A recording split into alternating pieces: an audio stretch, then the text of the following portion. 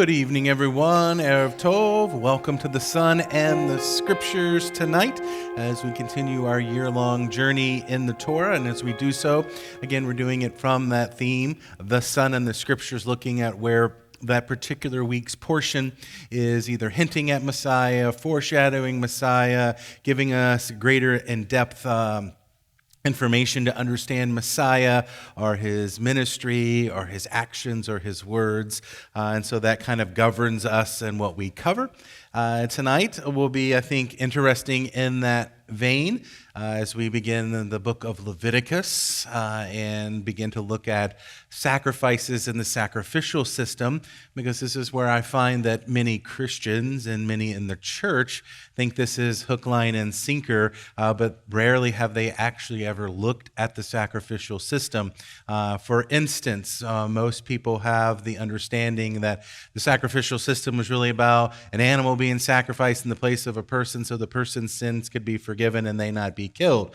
But what do you do with the fact that I tell you 90% of the sacrifices had nothing to do with animals, shed blood, or sin? What do you do with the fact that a majority of the offerings had involved things like flour and grain and frankincense? So what do you do with that then? How is Messiah the fulfillment of that? So the sacrifices are much bigger than what we often attach to them in the church, including the meaning of the word sacrifice. Again, when we hear the word sacrifice, we think again of just slitting an animal's throat and putting it on an altar. But Paul tells us that we are to use our bodies as a sacrifice. So clearly, Paul doesn't mean for us to do that to ourselves. So what is really the word for sacrifice in Hebrew? And what does it actually mean? And then we're in a better position to understand how Messiah is the fulfillment of those, or even how Messiah is a sacrifice, because two of the big sins in the Bible, in the Old Testament, if you will, that really get God's nostrils flaring and his face turning red, as the Hebrew would say, is the mistreatment of the widows and the disenfranchised, and the other one is child sacrifice. And so, in fact, it's specifically forbidden to sacrifice a human or to sacrifice a child. So if you know that's prohibited in the Bible, what do you do with the Father offering his Son as a sacrifice in the New Testament? What kind of sacrifice is that? And perhaps you've misunderstood what kind of sacrifice the Father was making with his Son. And so sometimes this is where people think they know what it's about, and they have no idea what it's about. All right, and so we're going to begin that process. So let's get started with the blessing before the study of Torah. Baruch atah Adonai Eloheinu melech haolam, asher kideshanu b'mitzvotav v'tzivanu le'asok b'divrei Torah. Blessed are you, Lord God, King of the universe, who sanctified us with his commandments and has commanded us to be immersed into the words and the matters of Torah. Amen. All right, so this week, as I alluded to, we are beginning Sefer VAYIKRA, a brand new book, the third book of the Torah. We are beginning the book of Leviticus, the very first portion of that. It is the 24th division of the Torah's 54 divisions, and it covers Leviticus chapter 1 and goes through chapter 6, verse 7. Okay, chapter 1 through chapter 6, verse 7. VAYIKRA is the very first word of the book, and it means, and he cried out, or he called out. And we'll spend quite a bit of time looking at that very first word. In fact, a good majority of our time this evening will be on verse 1 and verse 2 of chapter 1. And this, again, looking at it through the lens of the Son and the Scriptures. And then we'll maybe delve into a couple of other places as we go. So what's happening in this opening portion of the book of Leviticus? Again, Leviticus is the central book in the Torah. There's 5 books: Genesis, Exodus, Leviticus, Numbers, Deuteronomy. It's the central book. It's the pillar. And so everything actually flows around it. So much so that since We've known that there's been a scroll of it. Hebrew children, this is how they learn to read. This is their first book of the Bible they are taught. It is the book of Leviticus. So your Messiah, Jesus, as a child around 3 to 4 years old, was beginning to learn how to read, and he was learning how to read from this book. And this would have been the first book of the Bible that his parents or his teachers would have taught him, because it's about holiness. It's about holiness. It isn't just the manual for the priests and how to do sacrifices. It isn't just giving us details of the sacrificial system. It's actually teaching us a much deeper spiritual technology of what is holiness and how to be holy. Because that's one of the things Leviticus calls us to, is to be holy. What is that? So it is a very central book. So what's the Goodyear blimp of Leviticus 1? God calls Moses from the tent of meeting. He VAYIKRAs him and communicates to him the laws of what's known as the korbanot. That's the plural of the Hebrew word korban. You'd spell that Korban, korban. That is the Hebrew word for sacrifice. And as I was talking about as we got started before the blessing, this is very fundamental to your understanding not only of the book of Leviticus, but the work of Messiah himself when we speak to him as a sacrifice. Again, Scripture is very clear. It is absolutely forbidden child sacrifice. Absolutely forbidden. Angers God. So then how do we talk about the language of the Father offering his Son as a sacrifice? It has to be understood differently, and that comes from this word korban. Because korban, yes, it can mean sacrifice, but it most accurately means in the Hebrew to be brought near. To be brought near. So it's even a passive. It's bringing someone near. That's korban. Therefore, sacrifice in Hebrew is not the slitting of an animal's throat on putting it on an altar, though that can be a form of a korban, a sacrifice. That's not what korban means. A korban is anything that brings one near to God. That's how Paul in Romans can talk about present your bodies as a living korban, a living sacrifice. Clearly, he doesn't mean to cut yourself. He doesn't mean to offer yourself on an altar. But when he says present your bodies as a living korban, he's saying live your life, speak your words, conduct your relationships in a way that draws you and others to God. That's a korban. And so Messiah is a korban, a sacrifice, not because of his death on a cross. That's something else. That is indeed meritorious for us. And it indeed is vicarious, and it is atonement. But it's not a sacrifice in the sense of because he's replacing an animal system. He is a sacrifice because it is through him and through his passion and his life and his teachings and his death and his resurrection and his ascension and his mediating at the right hand of the Father as our high priest, because of all of that, he draws us near to the Father. That is what makes him a sacrifice, a korban. He draws us to the Father. Okay, very important as we enter into Leviticus. And when God calls Moses into the tent of meeting and he lists to him the laws of the korbanot, the sacrifices, he talks about the animal and the meal offerings that'll be brought. And there's a list on your sheet. We'll briefly connect with them, mention them again, maybe highlight one or two, because again, we have to go past this. It's such a naive, simplistic understanding of the sacrifices that it actually is just wrong. It's too simplistic. The idea that the sacrifices were nothing more than putting an animal in the place of a human so that the animal died and the human lived, and that's how the human got forgiveness, was through this animal taking its place. Because most of the sacrifices, as I said, have nothing to do with animals, have nothing to do with blood, and have nothing to do with sin. And so when we talk about Messiah fulfilling or filling full these sacrifices, these korban, these ways of being drawn near to God, it has to mean more than he's just replacing the animal. Okay? And so we want to look at the sacrifices as spiritual technology. Then we can begin to ask ourselves, how can we even still do these sacrifices today? Because we can. The same technology that was embedded in them back then is still embedded in them even now. And so God communicates to Moses essentially five what we would call categories. We're Western, so we like to have categories and charts and lists and so forth. The first one is the Olah offering in Hebrew, usually translated in English Bibles as the burnt offering, and we'll expand on that a little bit. That's not the best translation. I know why it's translated as burnt, because it's a offering that's burnt, but Olah does not mean burnt. Olah means to ascend.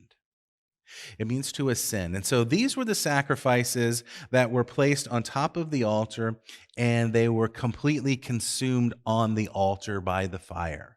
So they literally ascended, every bit of it. So other sacrifices, that's how the priests would eat. That's how they supported their families. So individuals would bring Thanksgiving offerings, and they would bring grain and wine and flour and meat and so forth. That didn't all go up on flames. That was distributed amongst the priests. That was an important function of these sacrifices. It was the paycheck for these priests in many ways. But the olah, the burnt or the ascending offering, is one that's completely consumed. So we'll talk about this one in relation to Messiah a little bit later on. But how does Messiah fulfill this? Clearly wasn't burned, right? But there is a way in which he offered everything. That's what the Olah offering is that everything is used up. Same thing can still apply to us. How can we offer an Olah offering even in this day, in the 21st century, 2,000 years after the resurrection of our Messiah? When we present ourselves and our works and our actions and our efforts completely and totally to our God so that every bit of it is used up, that is the technology of the Olah offering. And that is what was in the mindset of the people when they brought this particular offering. Very important question to always ask yourself when you're in Leviticus. Don't ask yourself, what were they thinking? Ask yourself, what did they think they were thinking? In other words, what did they think they were doing? Not what do you think they were doing? What did they think was actually happening when they did this all those years ago, right?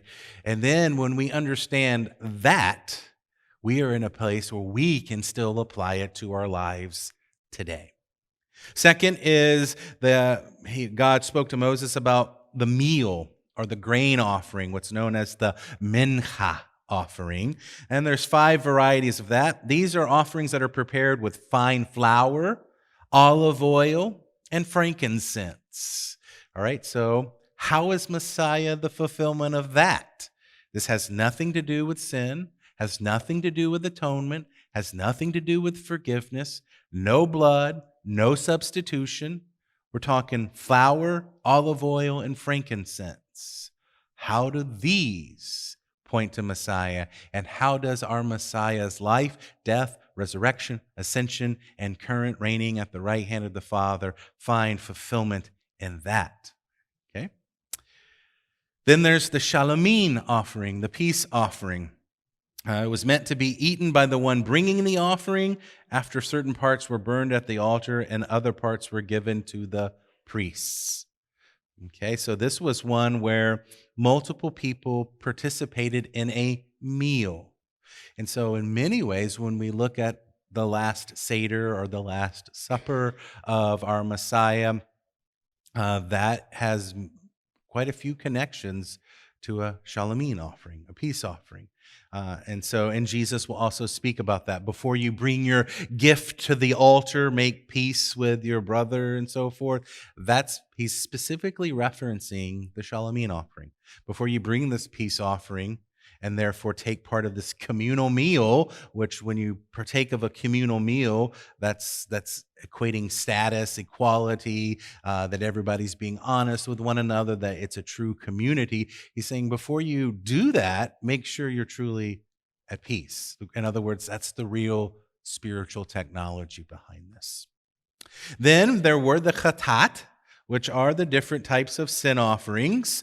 Those are the ones most people are familiar with and erroneously often think is all the sacrificial system is, even though it's a teeny, teeny, tiny part of the sacrificial system. Most people think that's all it is.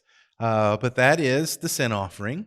Then there's the asham, the guilt offering, brought by one who's misappropriated property of the tabernacle, who is in doubt whether they've transgressed or not, or who has committed some kind of betrayal or defraud to someone in the community or to God.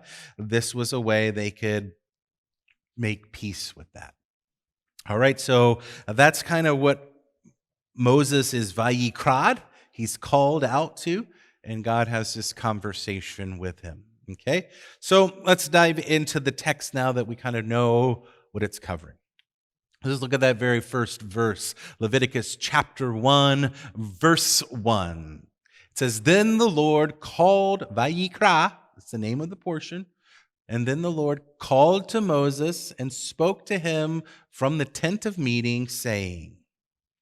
So at the end of the book of Exodus that we just completed, the dwelling presence, the Shekinah of God, descended upon the tabernacle and took up residence therein. Remember, that last part of Exodus was getting the tabernacle built and constructed and all of the furnishings with all the specific numbers of everything. And then essentially when Moses turned on that supercomputer, everything fired, everything worked. And because of that, the divine presence dwelt in, with, and among the people. The book of Leviticus picks up there and continues the story with God calling to Moses from within the tabernacle. The Hebrew name, again, of the book of Leviticus is VAYIKRA, from called. The Lord called to Moses.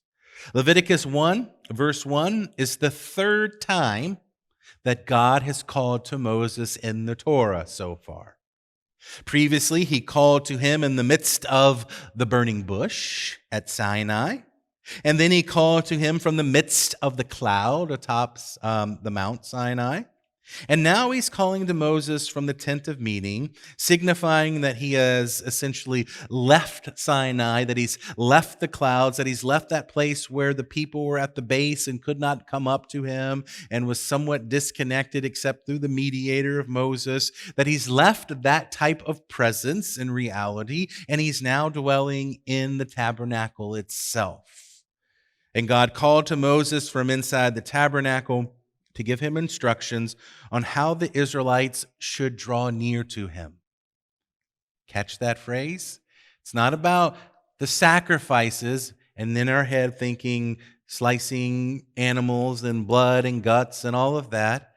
He's rather describing, how do people draw near to me? And so when you look at the work of Messiah, especially when you look in connection to passages in Leviticus, that's the question you want to make. That's the question you want to ask to find the connection of, how did this draw people near to God? What was really happening? What did they think was happening?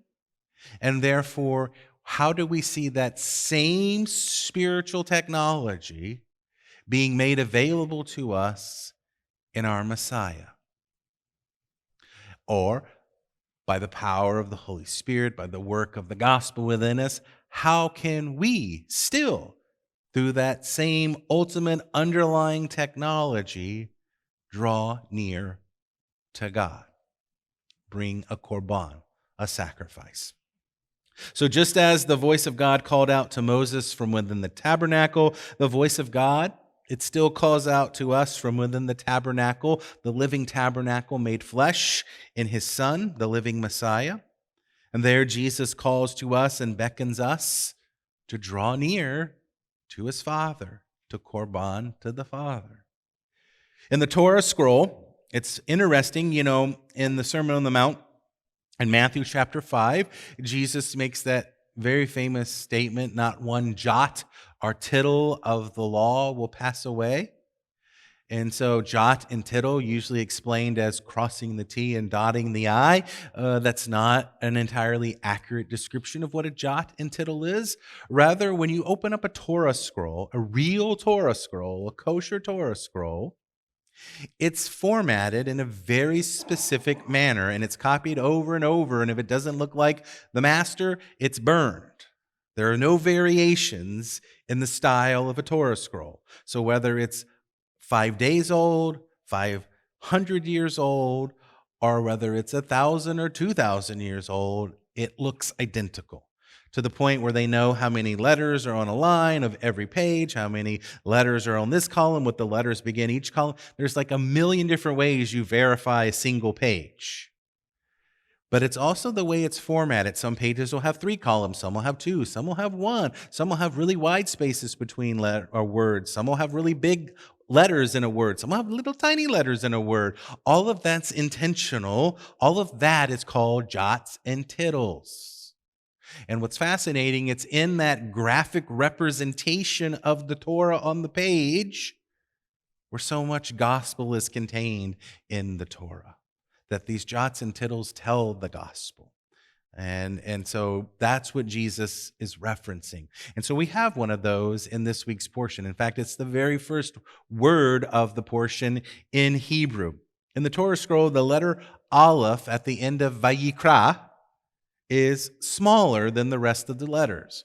So even if you cannot read Hebrew, you start at the right, you go to the left. So the letter on the far left, can you tell it's not the same size as the other letters? Yes, you can, right? You don't have to be able to read and know that says VAYIKRA, but that last little letter is a small letter Aleph, A-L-E-F, Aleph. It's the first letter of the Hebrew alphabet, but it's always written small here. Now it's going to come back up later because as the Old Testament concludes, there's a gigantic Aleph, right? And it's going to compare and contrast with this tiny one. But when you see this, you don't just go, oh, the scribe must have made a mistake and he tried to go back and write a little Aleph in there, or he was trying to be stylistic or something. No, every single Torah scroll that's ever existed that's considered kosher has VAYIKRA spelt just like that. Right? So why? Right? Why is that? And through the centuries, there are many, I cannot stress, many explanations of the diminished letter Aleph. The most well-known, the most common, the one that would be taught to a young child learning Hebrew to learn how to read and speak Hebrew, to a 3-year-old, their explanation to, look, honey, look at the little small letter. This is what they would be taught by their parents. And it is the notion that here, as Moses is scribing out the Torah, he felt unworthy of being singled out by God, because it says, and God called out to Moses. And he felt unworthy of that honor as he spoke from within the tabernacle. And so in his humility, and I think it's in the book of Numbers actually says Moses was the most humble person that ever lived. So it's a biblical statement. And so part of his humility is he was embarrassed to have this honor.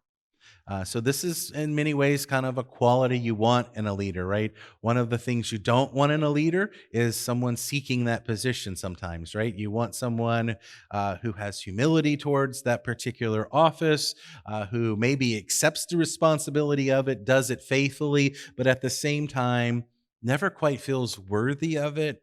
And certainly never wants to hold that kind of prestige or authority over others. And so when recording this incident for the Torah, Moses tried to spell VAYIKRA deficiently on purpose, without the Aleph, which then would read, if you just took off that last little letter, that would form an actual Hebrew word.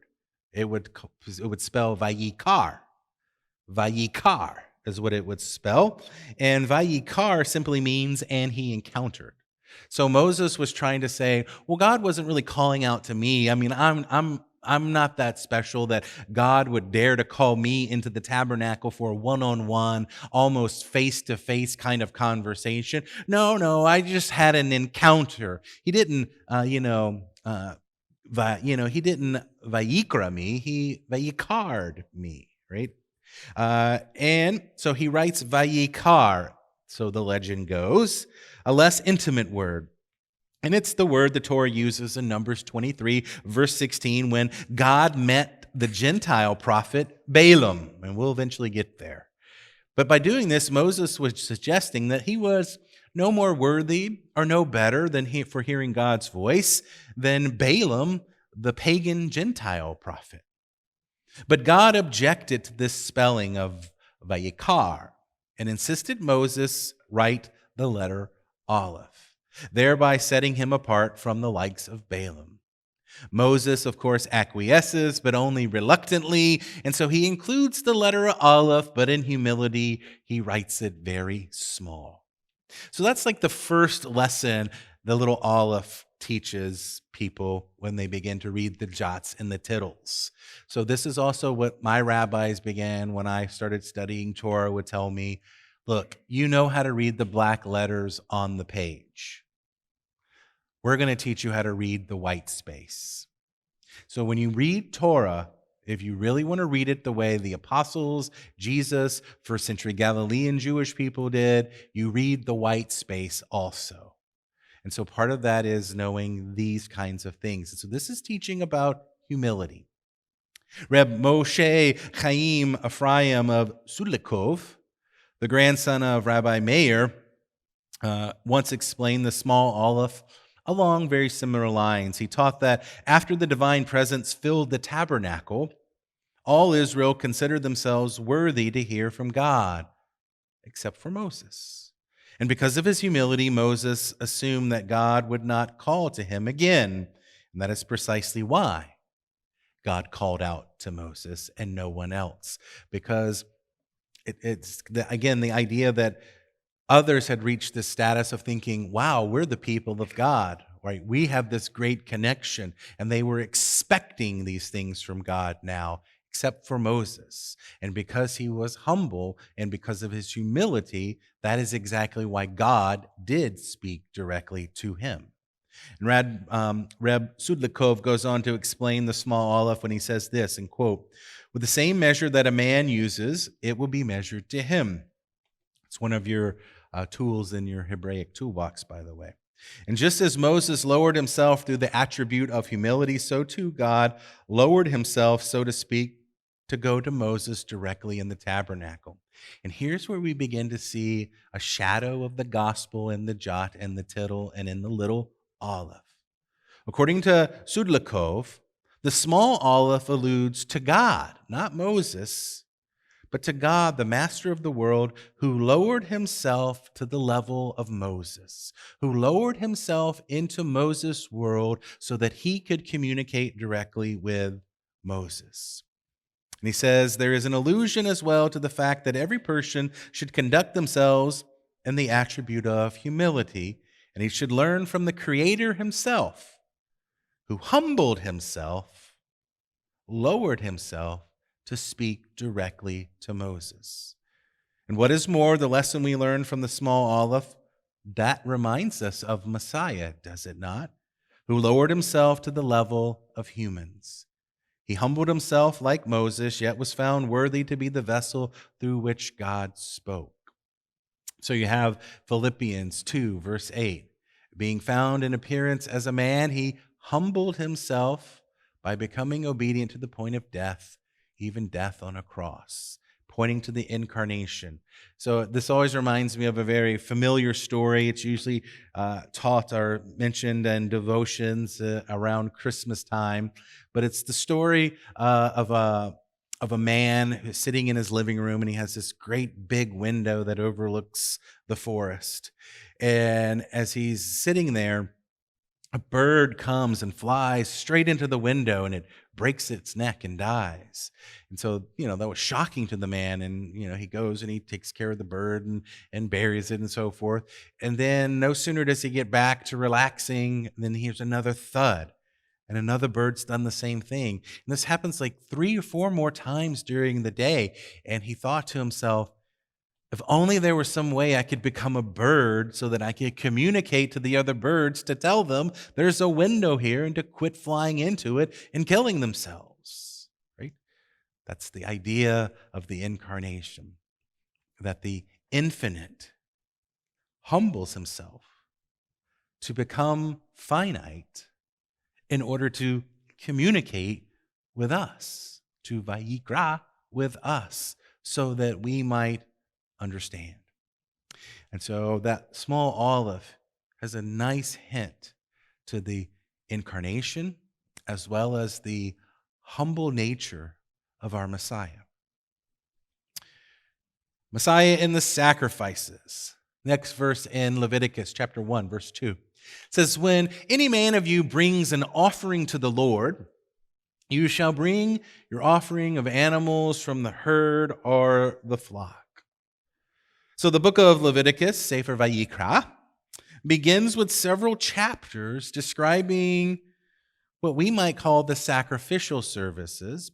But now I want you to, when you hear that, think the korbanot or the korban, the technology for drawing near to God. That's what you have to reprogram your brain to say to itself when you see the word sacrifice in the Bible. When you see the word sacrifice in the Bible, you need to go, oh, here it's trying to describe a way that one can draw near to God. How is this action drawing one near to God? And therefore, how might I then understand the principle from that, draw a principle from that, a spiritual truth of what's really happening there, so that I can then do that and also be brought near to God. That's why this, if you really want to understand the connection of the sacrifices in Messiah, or why sacrifices, or reading about them, or studying them, even today when you think, aren't we in a different era and all that, why it's still very important that you know what they are, that you really know what they are. So God called to Moses, as we've talked about, from within the tent of meeting, from within the tabernacle, gave him these korbanot, this spiritual technology of drawing near to him. If any person desires to draw near to the Lord within the tabernacle, he's to come with one of these means of korban. And the Lord spoke to Moses, again, as we talked about in the summary, of 5 types. And that's the list that's kind of on your sheet. Again, the olah offering, I put burnt offering because that's how most English translations will do it. It's fine, it is an offering that is burnt, but you just need to know olah in Hebrew, which is what it's called in the Hebrew, does not mean burnt, okay? But there's the passages where the olah offering are described. Then there's the grain offering, which is called mincha in Hebrew, the peace offering, the shalamim, the chatat, the sin offering, and the asham, the guilt offerings. So those are the, for our purposes, you can nuance them, you could have a few more, you could combine them, but for our purposes in our Western mindset that like charts like this, those are the 5 main kind of categories of korban.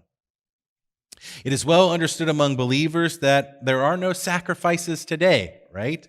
And that Messiah fills those sacrifices full. Absolutely true. Amen? Hallelujah. It's true. Absolutely. However,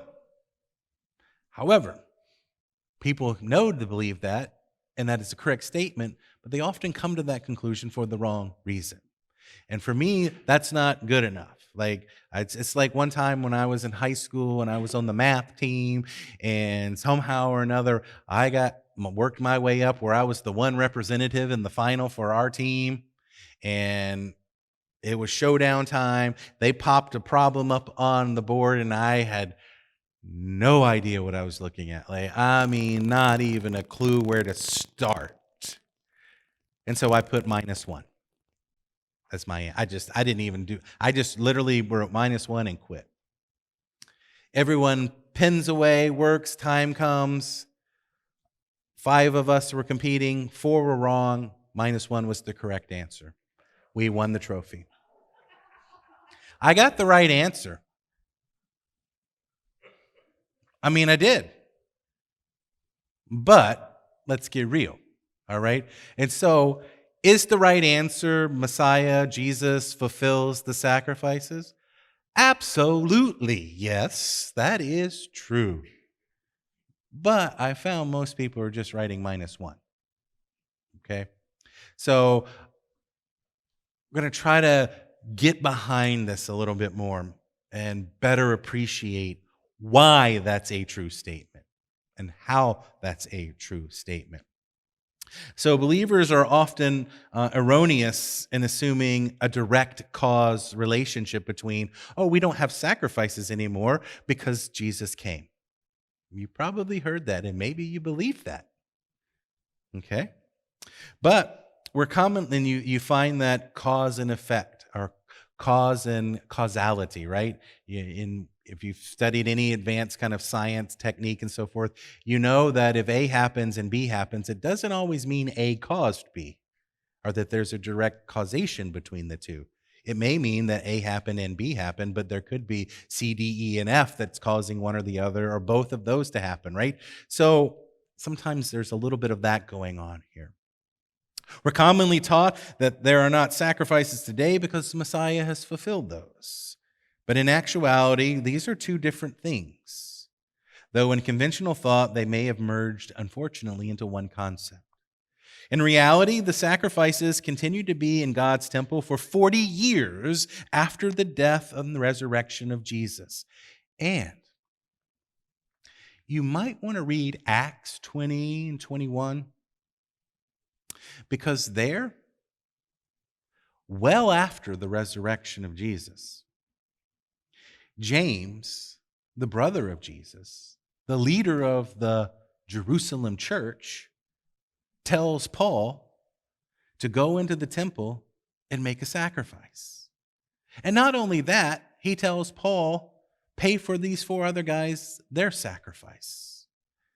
In other words, for 40 years after the resurrection of Jesus, there continued to be sacrifices in the temple, and believers and followers of Jesus, including the Apostle Paul, yes, Paul, continued to offer sacrifices at the temple, and that's recorded for you in your New Testament. Acts 20 and 21, if you don't believe me, check it out. And what's even more fascinating, what sacrifice was Paul supposed to go and make? Anybody know the story? Has to do with took a Nazarite vow. And when you conclude the Nazarite vow, according to Leviticus, there are sacrifices for that. So James tells him to do that. Why don't you read Leviticus for the Nazarite sacrifices? Because one of those offerings is a sin offering. So your book of Acts has the beloved Paul, who many people would have us believe was throwing all of this stuff in the garbage, has the Apostle Paul making a sin offering in the temple with the approval and at the behest of James. So, there were sacrifices after Jesus, including by believers. Jesus' sacrifice is wholly different. It's higher, it's greater. And remember, it's a korbanot, or korban. It's about what did he do that draws us near to the Father, transcending the earthly sacrifices that are spoken of here in Leviticus. Again, it is absolutely true that Jesus fulfills the prophetic foreshadowing of the sacrificial services. It's absolutely true.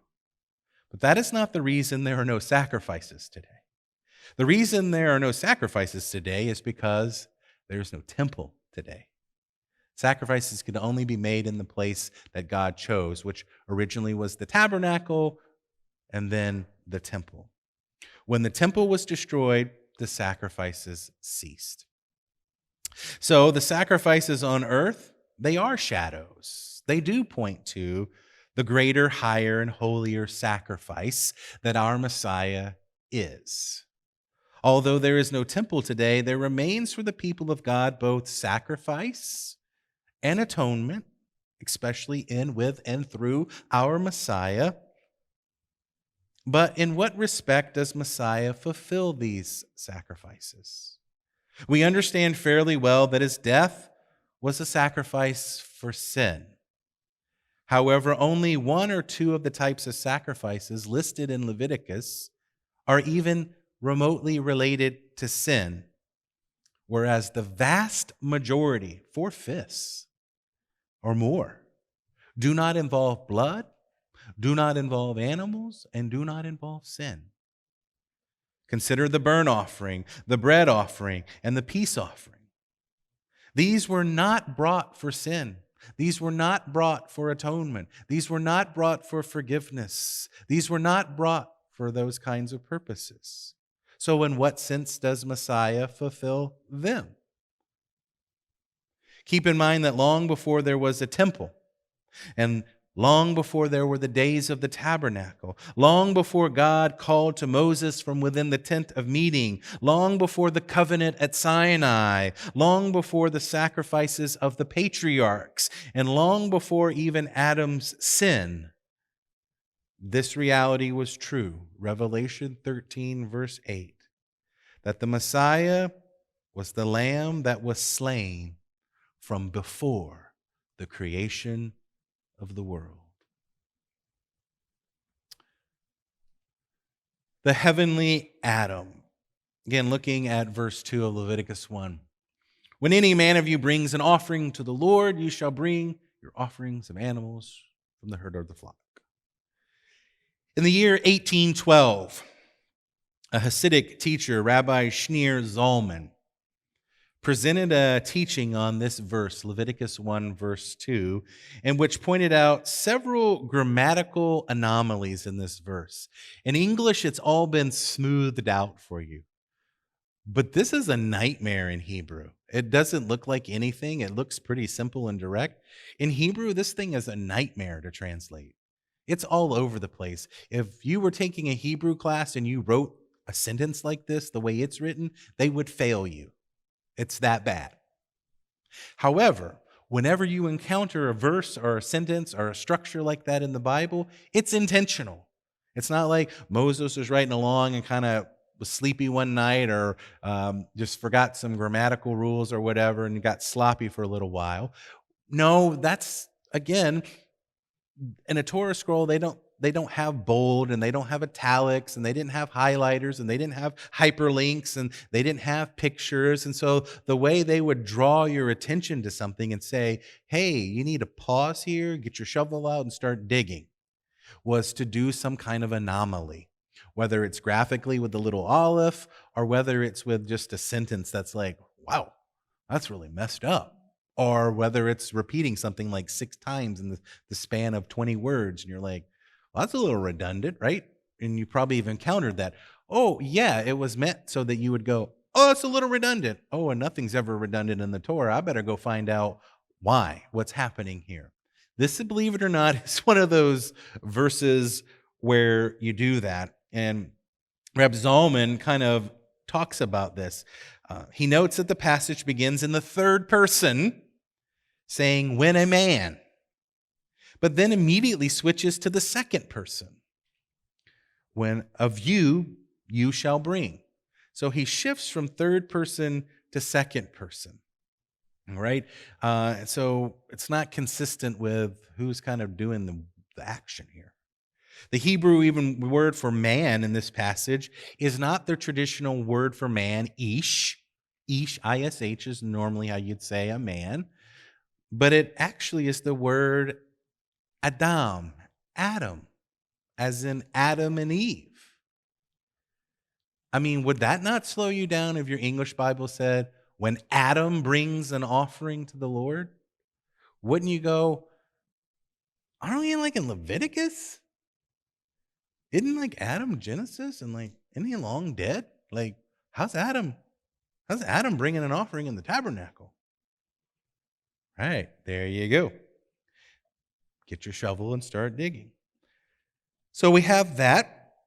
And then it also switches from a singular you to a plural you. We don't catch that in English because the singular you is you and the plural you is you. Unless you're from the South, it's y'all. So y'all is y'all is good grammar because it lets you know you all, plural, right? That's why sometimes I actually prefer the King James Bible, because the King James English, that kind of English, actually does have different ways of saying you in the singular and the plural, and catching some of these. So there's also an inversion of word order here. Hebrew doesn't have to be in a specific word order. Like in English, we're used to it has to be the subject, then the verb, then the object, right? It has to be in that order. Hebrew can function, but it still has a preferred way. And this is not the preferred way, especially when you take into account all the other things going on. So one would expect the way, for instance, the NASB Bible translates it. When any man of you brings an offering to the Lord, but it literally reads, when Adam brings you an offering to the Lord. So from all of this, here's what I'm really trying to say. This is a more literal translation of the verse.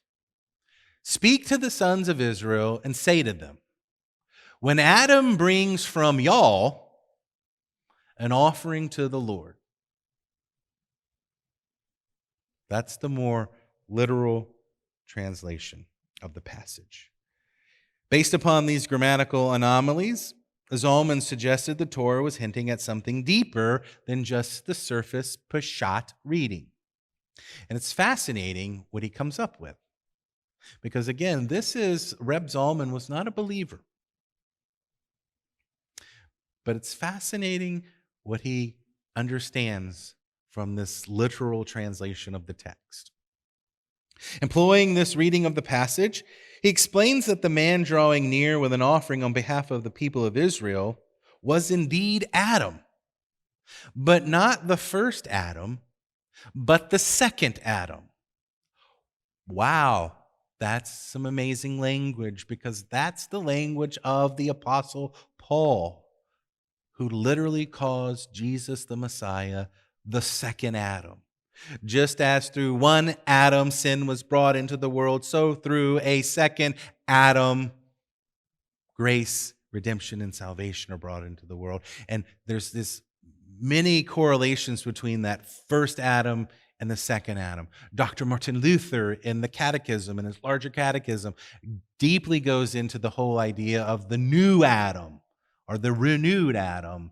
Same kind of idea that Adam was like a prototype of Messiah, the second Adam, the greater Adam. And so Reb Zalman, he sees this and it's like, well, of course this can't be the first Adam, because that's like Genesis and hundreds of years ago from the time the tabernacle was established. This must mean the heavenly Adam, the Messiah. So that's our son in the scriptures moment in Leviticus 1, verse 2. So Zalman says it must be the heavenly Adam, the second Adam, the Messianic Adam, in whose image the original Adam was made. Jewish mysticism often speaks of the heavenly Adam, basing the idea on Ezekiel's vision, in which he saw in Ezekiel chapter 1, verse 26, a figure with the appearance of Adam seated at the throne of God. So Ezekiel gets this vision of the heavenly temple, the way John does in Revelation.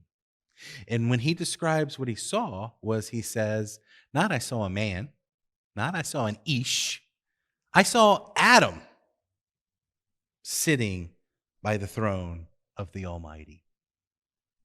Paul tells us that Jesus is this second Adam. He explains in 1 Corinthians 15, verse 47, the first Adam is from the earth, the second Adam is from heaven. And this is consistent with Rob Zalman's reading of Leviticus 1:2. Jesus is the one who brought the sacrifice, specifically his own precious soul. And he brought it to God for all Israel and for all people. The Olah offering. So we'll just kind of hang out here in this offering section of Leviticus. But I want to, beginning in verse 2, it starts describing those 5 categories. And I want us to look at that first category briefly.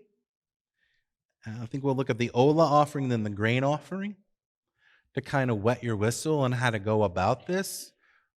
But again, my task or my desire is never just to tell you things and you buy them and believe them and go on from here. I only want to give you the tools so that you do this yourself. This is the only way you're going to grow in your faith. It's the only way you're going to buy into it. It's the only way you're going to have the aha moments. So I'm just putting some training wheels on your bike and pushing you, or taking the training wheels off and letting you hit the road and not telling you I've removed my hands. So we're going to look at the Ola offering a little bit and how we connect it to Messiah and how Messiah fulfilling these sacrifices, these korban, these drawing near actions is more than often is understood. So the sacrifices were normally brought as gifts to God. So what did they think they were thinking? What did they think was happening? They didn't feel compulsion. It was not a dredge for them. It was not a burden for them. They were bringing gifts to God. That's part of korban. When you're in love with someone, hopefully you naturally desire, to give that person tokens of your affection. Whether they always appreciate it or realize that's what you're doing, it's another story.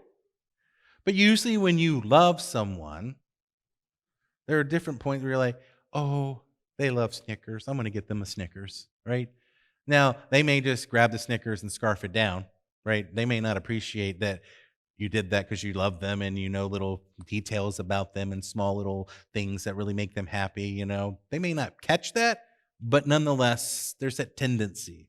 If you're truly in love with someone, truly in a relationship with them, it's natural for you to want to give tokens of affection. The korban function in that way, very much that way. It's also natural to want to give gifts to God. One way of doing this was by bringing korban to God, because that would draw you near to God. That's hopefully why you would buy your wife flowers, right? Hopefully you're not doing it just so she's nice to you or just so she's not angry with you or so that there's some kind of quid pro quo going on, but that you're giving that to her because you want to draw near to her, because you want that to draw you close to her. This is the kind of thought that they were having when they did these things. And ordinarily, these gifts were not brought under any compulsion, as I said, nor were they brought as payment for their sins. The vast majority had nothing to do with payment for sins, atonement, or any of that stuff. They were brought by people who are earnestly desiring to draw near, to korban, to their Creator. They were a means of drawing near to God and expressing affection. Much the same way when you approach Holy Communion or you bring someone towards for baptism, right? You're hoping that they aren't doing that under compulsion or that they're trying to earn something from God, but that rather that's drawing them to God. It's a spiritual technology to bring them into the presence of God and to bring heaven down to earth and bring earth up to heaven, and they kiss in that action. That's what they were thinking. Very sacramental. According to the Torah, the burnt offering, the Ola offering, was not, N-O-T, was not brought for sin. It is not a sin offering. It is a voluntary offering. Nobody ever had to do this, ever. No one ever had to do this offering. Completely voluntary and completely disconnected from the idea of sin, atonement, forgiveness, and blood. In fact, in Hebrew, it's not called the burnt offering, as I've said. Ola means to go up, to rise up.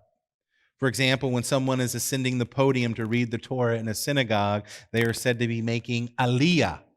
Or if a Jewish person living outside of the land of Israel then takes advantage of that and gets Israeli citizenship, moves to Israel, they are said to be making aliyah, that is, going up to the podium to read or going up to the land. Aliyah is based on the same root as olah. So why is it called an olah offering, a going up offering, a rising up offering? For one thing, it is the only sacrifice that is completely consumed on the altar. The entire sacrifice is burned up. There are no meats reserved for the priesthood or for the person who brings the sacrifice. The whole offering goes up in the heat and the smoke and the flame and ascends, as the text says, as a smooth, soothing aroma into the nostrils of the Lord. Therefore, the korban, the sacrifice of an olah, really represented this. You want to know what they were thinking for this completely 100% voluntary sacrifice that had nothing to do with sin, forgiveness, atonement, or blood. What it was really doing, what they thought they were doing, was a total and reckless abandonment of self to God, that they were dying to self and rising to their God, that they were losing their life for the sake of gaining their life. In other words, it's as if what they were of themselves was completely wasted and gone up in smoke. That's what they thought they were doing. That's what they were doing. That was their consciousness, their kavinot. And that's a technology we can still very much tap into. To imagine the effect of the olah, do this if you dare. Anyone have a $100 bill in their wallet? I would say a $500 bill, but anyone got a Benjamin? Come up here and light it on fire and say, this is an olah to the Lord. Because no one profits. It's not like God has a bank account and the smoke went up there and deposited into his account, right? It doesn't technically profit God. You certainly haven't made a profit. Instead, one Benjamin note is now ash on the floor, soon to be completely gone as the wind blows and it gets stomped on and vacuumed up and so forth. That's an olah offering. The olah symbolizes a complete, reckless, selfless giving to God, the self to God. Jesus does fulfill this offering, the olah. His life was lived in total abandonment to God his Father. He spoke only as he was directed by his Father. He did only as he was directed by the Father. He says in Matthew 26, verse 39, not as I will, but as you will. And repeatedly throughout the Gospel of John, he talks about, I only say that which the Father has spoken to me. I only do that which the Father has given to me. He continually gave himself over in total submission to the Father, in total, reckless, selfless abandonment to his heavenly Father. His life, it was a life under the absolute way of his Father.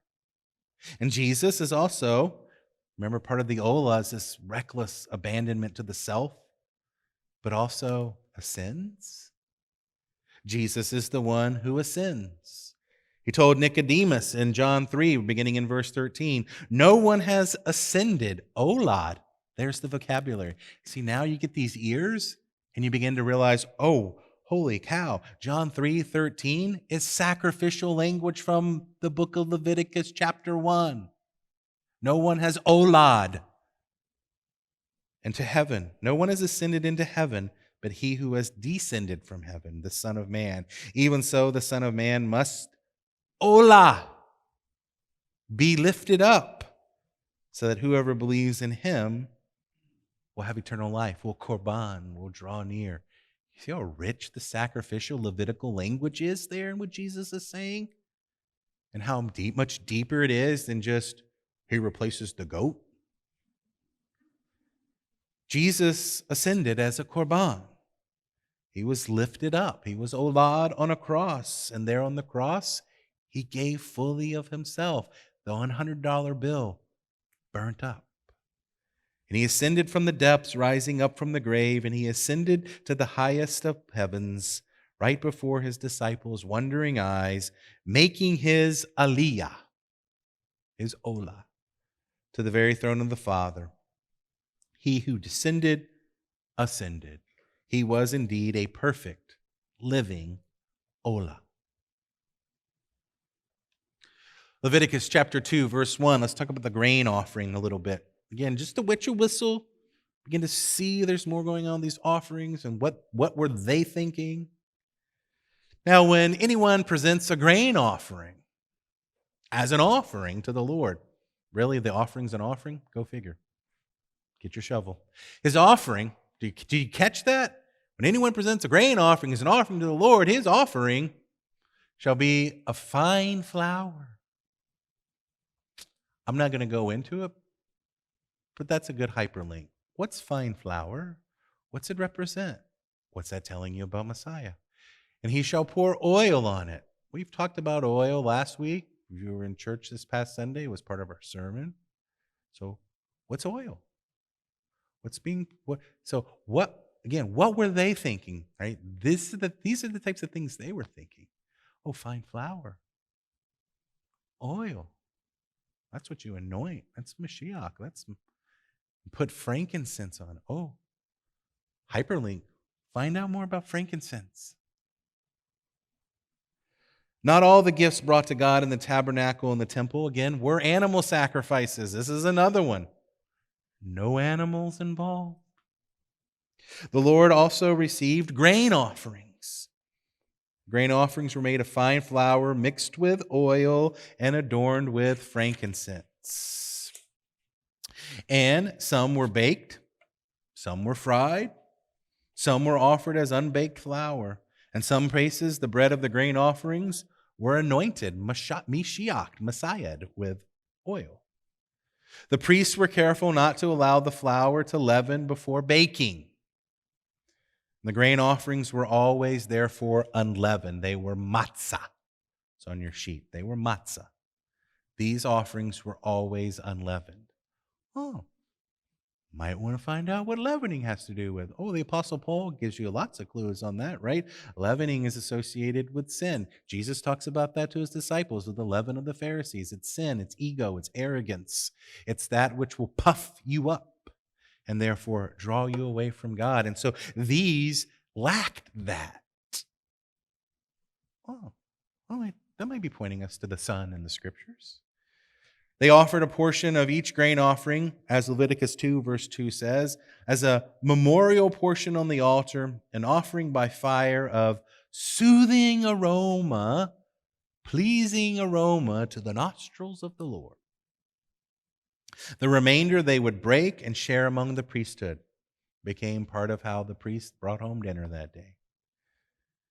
Messiah is also the fulfillment of the grain offerings. Nothing to do with blood, nothing to do with sin and all those kinds of things. He is the bread of life. He was born in a city called Beit Lechem, which means the house of bread. And while still in Bethlehem, men from the east brought frankincense. You see how all these images now come in? That even the fact that he's born in the house of bread and wise men from the east are bringing frankincense is bringing you back to Leviticus 2? The grain offerings were also anointed with oil.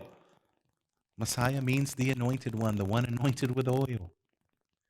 The grain offerings were prepared unleavened. Messiah lived a life free of sin and corruption. That is, he was unleavened. During his last Seder, Last Supper, he took unleavened matzah bread, broke it, shared it with his disciples, just as the bread offerings were broken and shared among the priesthood. So what Jesus was doing there, very priestly role. When he took the unleavened bread, he broke it and he gave it to his disciples. He said, "Do this in remembrance of me." The same word the Torah uses to describe the portion of the grain offering burnt on the altar, he said, "Take and eat." And then he gave the further explanation, "This is my body given for you." Really look at the language Jesus uses when he says that. Look in Leviticus and you'll find he's using Levitical language. Making it personal. So this week brings us kind of living in the times. Always need to know where we're at on the calendar. So we're coming up very close to what's known as Purim. Now, I won't go into all of what Purim is, except to tell you this will be a great week for you to read the book of Esther. Not a long book. You can do it. Great book to read this week because it describes what Purim is. That's where Purim is. In fact, it's where it originates. Esther establishes Purim, gives it the name Purim. And that whole story about the man coming up, Haman, who was a descendant of Amalek. And that brings to mind Amalek has been the enemy of God's people essentially from the beginning. In the book of Exodus, when they left the promised land, it was the Amalekites, those of Amalek, that attacked the rear. And thorn in the flesh throughout the history of God's people. And time again, God says, destroy them completely. And time again, the king does not. Amalek, when you take the letters that spell it, equal the numerical value of the Hebrew word safek, which is doubt.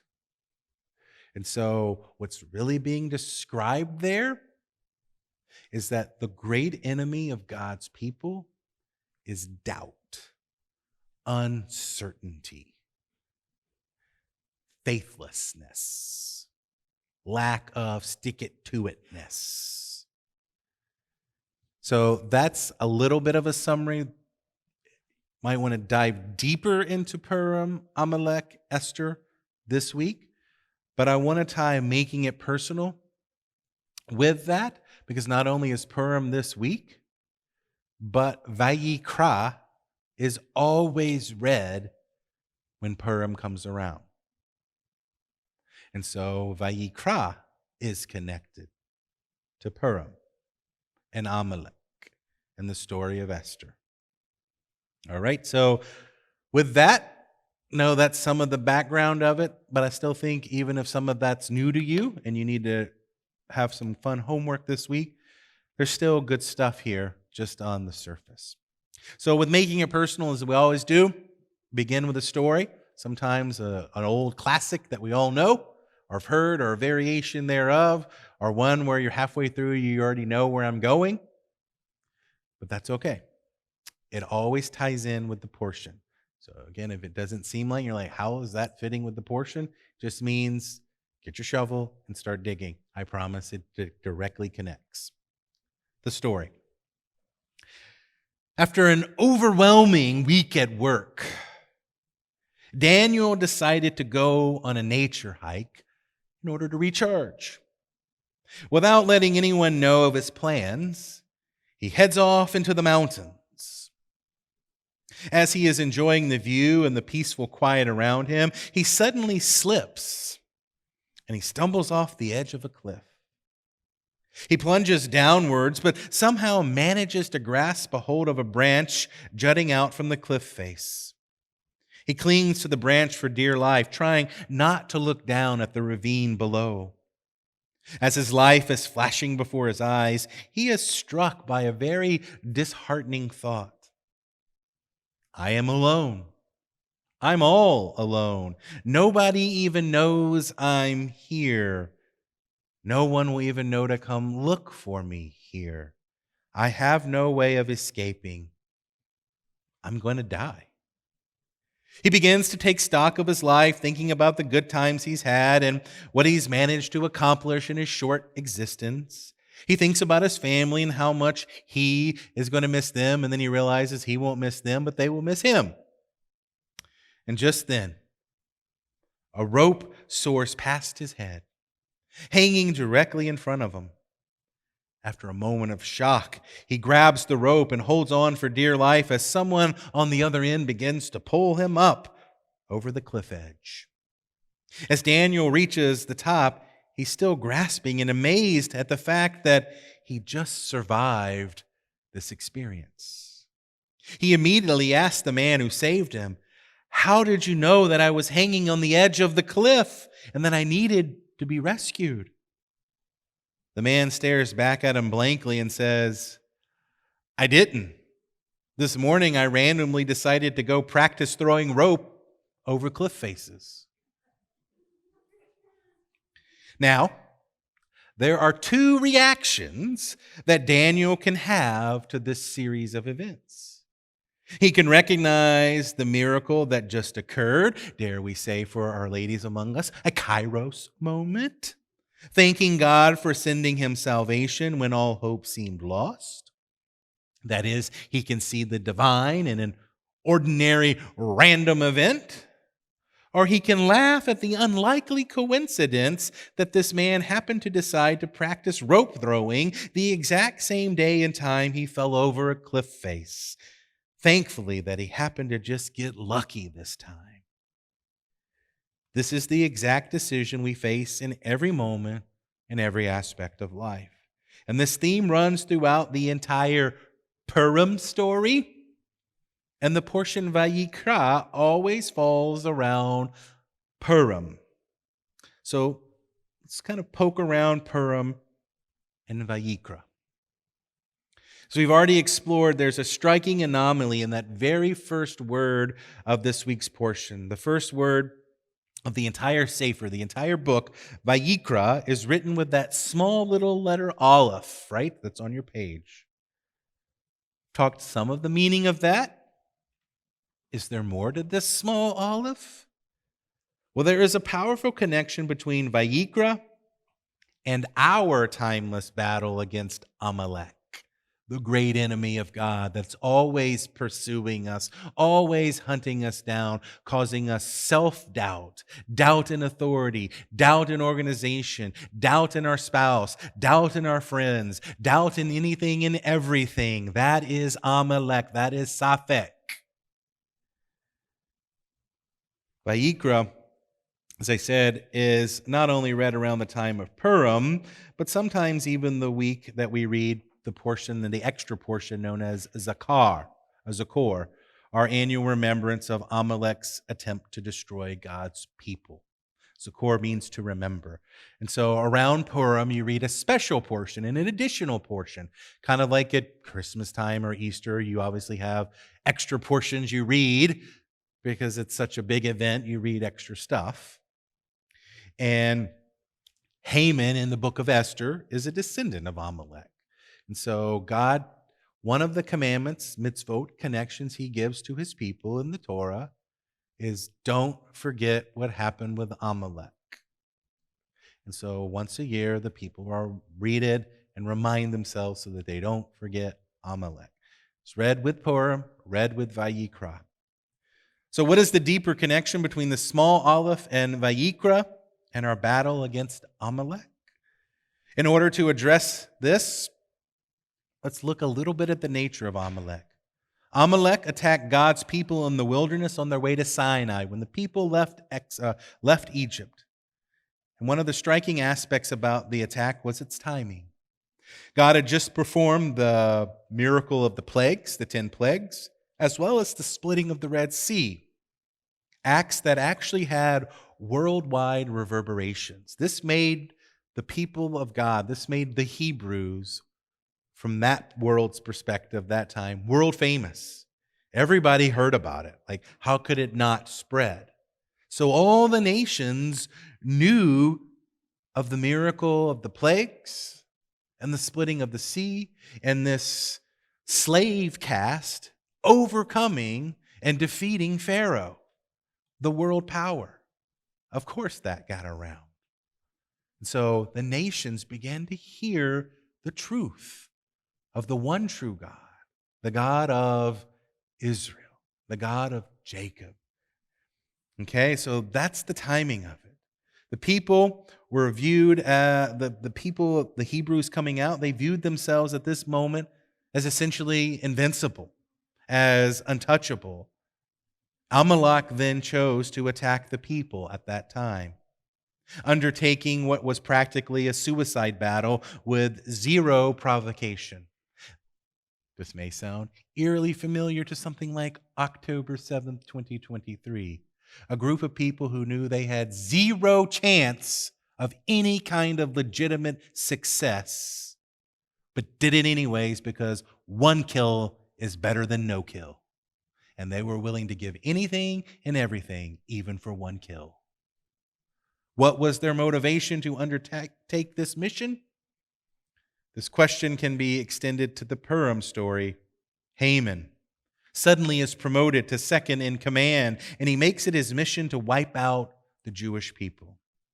As a descendant of Amalek himself, he's clearly continuing their legacy of trying to obliterate the people of God. Why is it that throughout history, people have made it their singular focus to wipe out God's people? Amalek rejects God's connection to this world or any connection between the spiritual and the physical. Essentially, Amalek, or the spirit of Amalek, denies God's control of this world and the ability for man to uplift himself to the level of the spiritual. Torah is the epitome of both of these principles, and it provides the guidelines for how to achieve spiritual elevation. It is based on the axiom of God's connection with this world, and it is the means for elevating ourselves and our physicality for a higher purpose.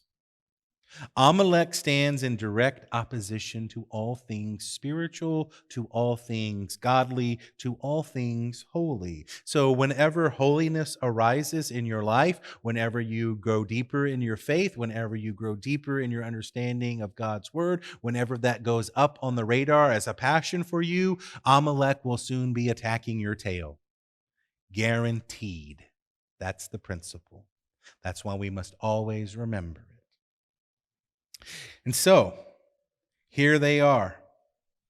The entire world now, after the Exodus, they now have ears ready to hear the way of life, the way of the God of Abraham, Isaac, and Jacob. And so Amalek has no other option but to attack and try to stop that. Amalek's entire existence is predicated on having a lack of connection between God and this world. Therefore, a complete acceptance of that principle by all the nations of the world, that now nations were going to be listening and coming to the truth, would mean Amalek would no longer exist. So Amalek attacked the people in order to prevent the giving of the Torah, to stop the world from accepting this truth, and to replace it with lies. And although Amalek was sorely beaten and only had a few survivors, they were utterly destroyed, and they knew they were going to be utterly destroyed. But they still managed to slay a few Hebrew warriors, and they also showed God's people that they weren't invincible. And then, most importantly for Amalek, they cooled down the spiritual, passionate excitement of the nations of the world and paralyzed them from accepting the Torah. Amalek really won. Physically, they lost. They were obliterated.